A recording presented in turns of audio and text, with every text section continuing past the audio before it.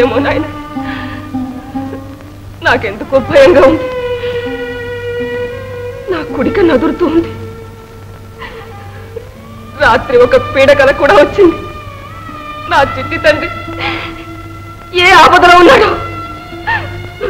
నాకు అదే ఆందోళనగా ఉంది వదిన. దైవం మనల్ని పరీక్షిస్తున్నట్టుంది. దేశంలో పరిస్థితులు చూస్తే ఏ క్షణాన ఎవరి ప్రాణం మీదకు వస్తుందో చెప్పలేకుండా ఉన్నాం.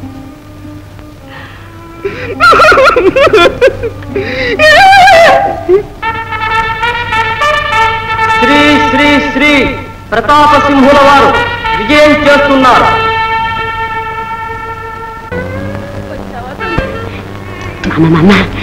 అన్నయ్య, ఇదేమిటి నాయన? ఈ గాయాలేమిటి? ఈ దుస్తులేమిటి? రాత్రి ఎవరో విద్రోహులు నా గుడారం మీద దాడి చేసి మీద హత్యా ప్రయత్నం చేశారమ్మా. నీ మీద హత్యా ప్రయత్నమా? అవును చిన్నాన్న. ఈ పాపిష్టి విద్రోహులు నిన్ను కూడా నాకు లేకుండా చేస్తారా నాయన? ఏం పాపం చేశానని నాయన నాకే పరీక్ష? 1000 కళ్ళతో కనిపెట్టుకుని ఉన్నా ఇటువంటి ఉపద్రవాలు తప్పడం లేదు నాయనా. భగవంతుని దయ వల్ల ప్రాణాలతో బయటపడ్డావు. అదే 10,000. నాయన ప్రభు, దారుణం దారుణం! మహామంతుల వారిని ఎవరో హత్య చేశారు. హత్య? మహామంతుల వారిని? అవును ప్రభు. మేము వెళ్ళి చూసేసరికి మహామంతుల వారు పెద్ద రక్తమడుగులో పడి ఉన్నారు. ఇదిగో వారి గుండెల్లో పొడిచి ఉన్న బాబు.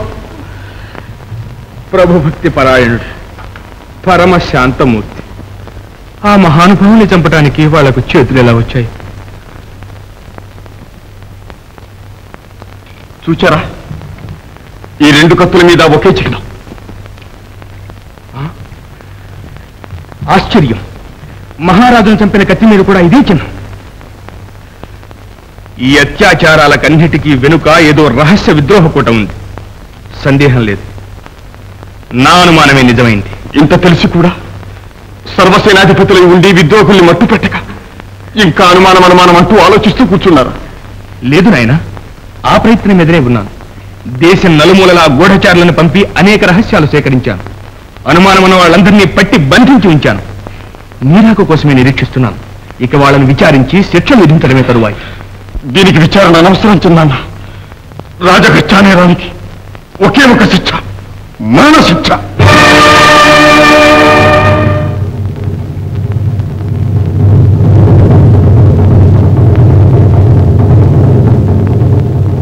దైవ స్వరూపులైన మహారాజు వారి దారుణ హత్యకు కారకులు, మహామంత్రులను మట్టుబెట్టిన హంతకులు అయిన ఈ నిందితులపై రాజహత్య, విప్లవ ప్రయత్నం అభియోగాలుగా తేబడినవి. దేశంలో అరాజకత్వం, అశాంతి దేశం రేకెత్తించి ప్రభుత్వానికి వ్యతిరేక విప్లవ కూటాన్ని నిర్మించి అమాయక ప్రజలను పెడత్రోవల పట్టించి అమానుష చర్యలను సాగిస్తున్న ఈ విశ్వాసఘాతకులు ఘోర శిక్షకు అర్హులు. ఈ నిందితులందరికీ అఖిల ప్రజా సమక్షంలో మరణశిక్ష జరిపించమని శ్రీ శ్రీ శ్రీ యువరాజ ప్రతాపసింహుల వారి ఆజ్ఞ.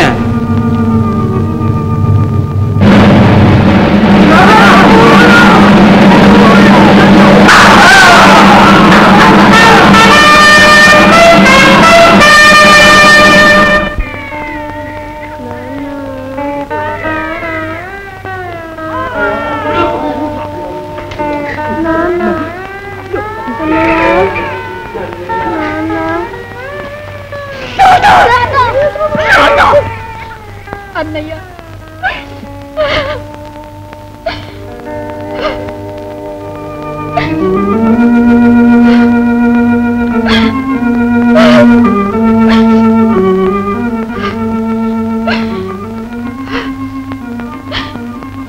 అన్యాయంగా నా అన్న ప్రాణాలు బలిగొన్న ఆ రాక్షసుడు ద్రోహి. ఆ రాకుమారుని రక్తం కళ్ళు చూస్తాను. ఇదే నా ప్రతిజ్ఞ, ఇదే నా ప్రతీకారం.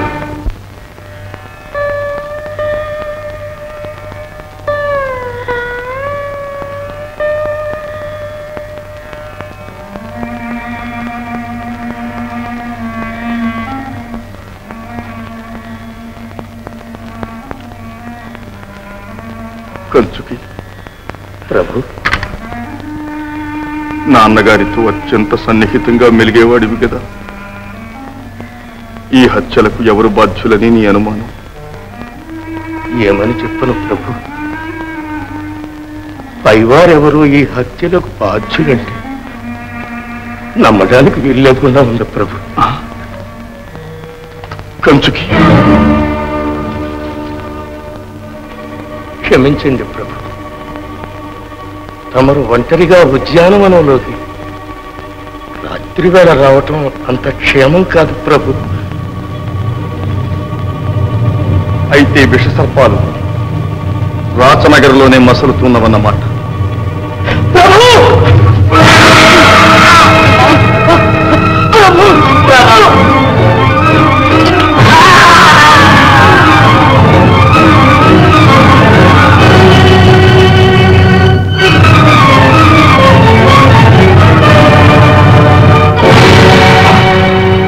మేఘనాథుడా, ఎందుకింత ఘోరానికి పాల్పడ్డావు? క్షమించండి ప్రభు, స్వామి దొరికింది. ఎందుకింత అత్యాచారానికి తలపడ్డావు? నేను ఈ పనికి ఎవరిని నియోగించాను? ప్రచండులా, మా చిన్న. అవును ప్రభు, వారే మీ తండ్రి గారిని, మహామంత్రుల వారిని తప్పించింది కూడా వారే. ధనాజకు దాసుండయ్యాను, స్వామి ద్రోహం తలపెట్టాను. ఈ పాపిని మన్నించండి ప్రభు. ద్రోహి, ప్రచండు.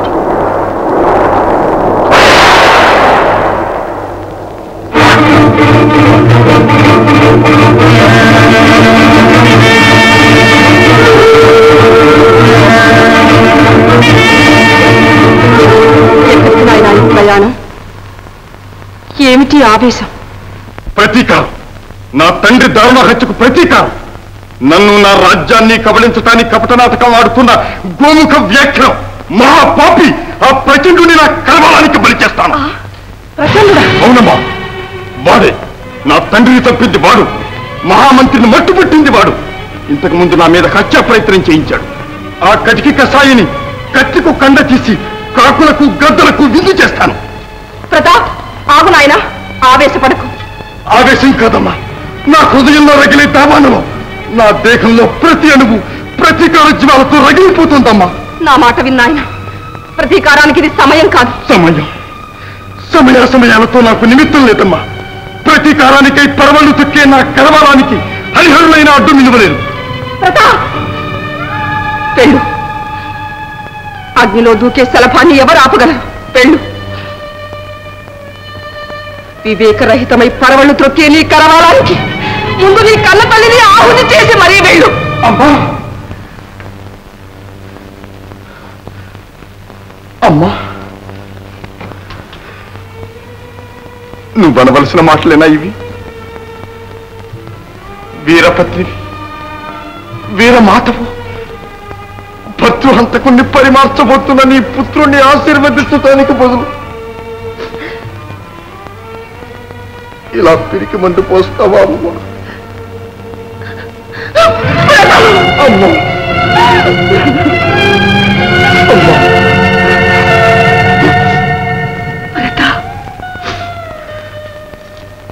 నాయన, నా భర్త హత్యకు నా కన్న బిడ్డే ప్రతీకారం సాధిస్తే అంతకన్నా నాకు ఆనందమేముంది?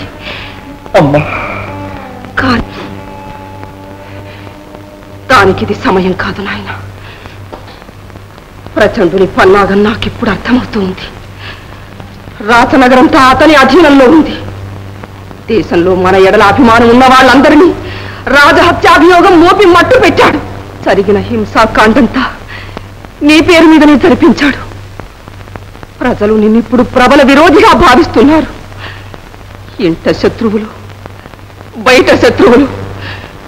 ఇప్పుడు నీవు ఉద్రేకంతో ఏది చేసినా అనర్థాలకు దారితీస్తుంది. ఈ పరిస్థితుల్లో కార్యసాధనకు కావలసింది యుక్తి. కానీ